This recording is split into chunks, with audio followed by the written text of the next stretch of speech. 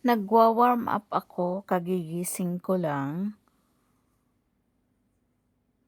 Gano'n po ako, paggising ko kailangan mag-warm up ako dahil lalo na yung mga kamay ko at paa, kailangan kong igalaw-galaw kasi para magkaroon ako ng energy before ako pumasok sa trabaho. Yan po ang ginagawa ko. At pagkatapos niyan ako'y maghahanda na, ihahanda ko na ang sarili ko para sa pagpasok ng trabaho. At daily routine ko na yan, paggising sa umaga, kailangan iunat-unat mo na yung mga kamay mo at paa mo. Kasi parang at komportable ako na gumalaw-galaw. Kasi dati, pag nagigising ako, agad-agad maghahanda ng almusal. Kung si hubby hindi available, ako naghahanda ng almusal ko. Pero pag si hubby nandyan, siya talaga ang naghahanda ng almusal. Pero dahil sa oras na ito, sa araw na yan, kailangan kong papagpahingayin si hubby dahil kararating lang 8 o'clock in the morning. So, kailangan niyang magpahinga dahil hindi ko siya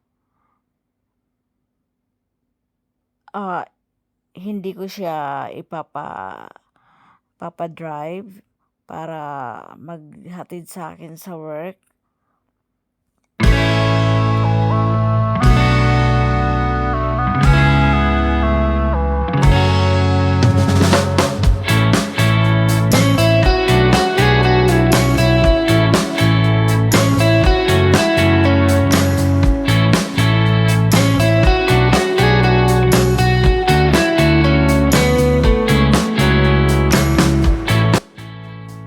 Nagdesisyon ako na hindi talaga siya pwedeng maghatid sa akin dahil kagigising lang niya, gusto niya siyang maghatid.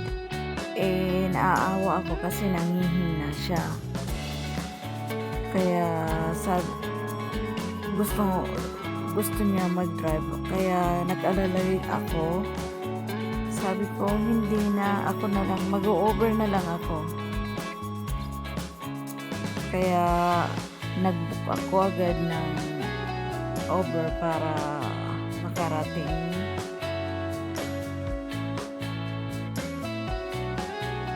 At yung pasok ko na yun alas 12 na yan.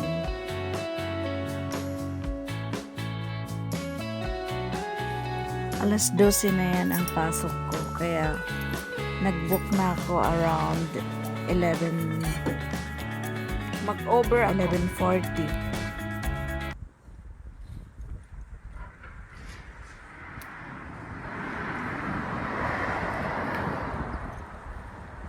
Mag-over ako kasi pagod si hubby. Hindi siya pwedeng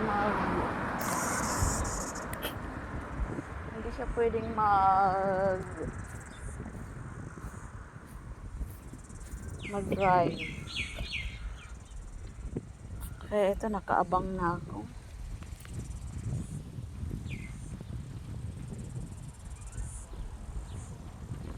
Kaya sabi ko sa kanya, balik ka na lang sa pagtulog. Nag-book na ako ng Uber.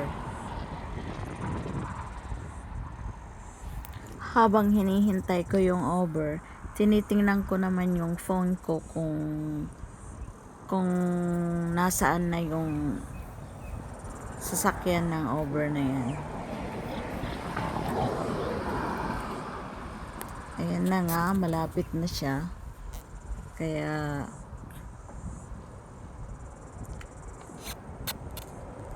ready, get set, go na ako.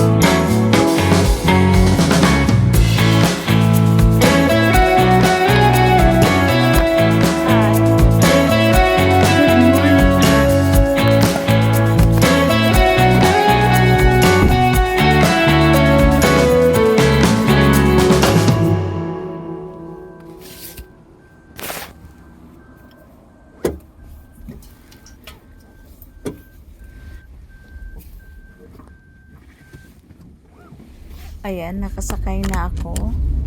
Kaya ready to go.